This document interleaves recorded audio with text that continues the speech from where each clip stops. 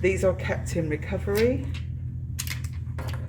and the key that you would use is this one. It's got Cadd written on it, and this unlocks the box, which it should always be in, and also on the side it will unlock the cassette. To turn the machine on, the buttons is on the side, and the machine will go through its checks. Then the giving set you would use is a Cadd administration set, which is kept in recovery. So you've got the giving set part of it, you've got the cassette, and then you've got this end that will spike into the bag you're using.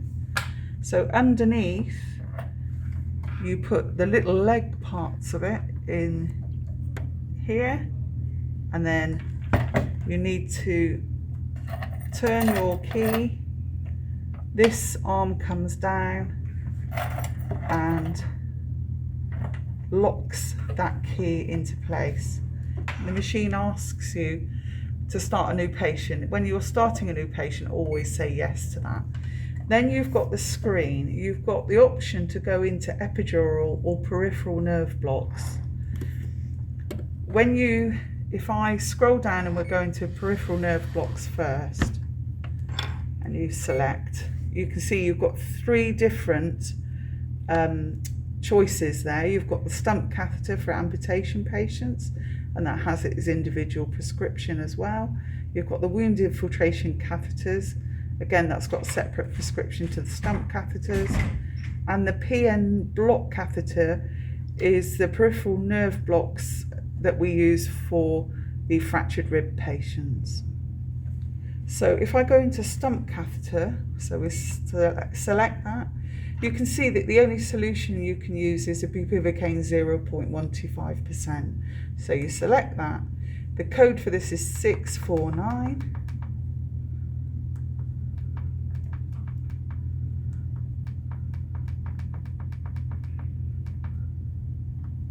And then it just does a summary of what you've got. So you've got the peripheral nerve block, it's a stump catheter with bupivacaine 0.125%. So you agree that, and the machine programs itself. It then wants you to review your rate. So we generally run these between 5 mils and 10 mils. If you want to change the rate, you select and then just use the up arrows. You can see we've got a hard limit there. We tend to use it as a maximum of 10 mils per hour. So that would be programmed to do 10 mils per hour. So we accept that. And then the bag volume, so bupivacaine 0.125% plain only comes in a 240 ml bag. So accept that, and then it asks you to prime the tubing. So you would press yes at this point. The wound infiltration catheter, if I select that one again, it's just plain bupivacaine, exactly the same. You would put in the code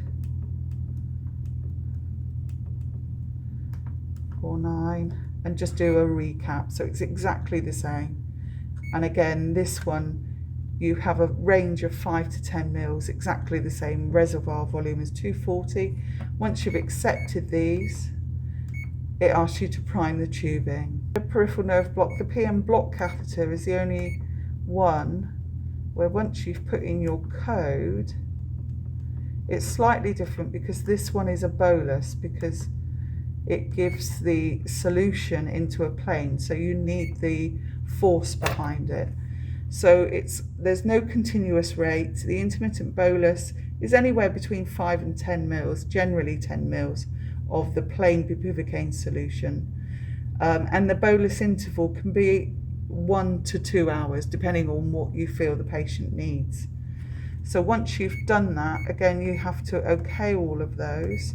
It's still a 240 bag because the solution's exactly the same. You would then prime the tubing.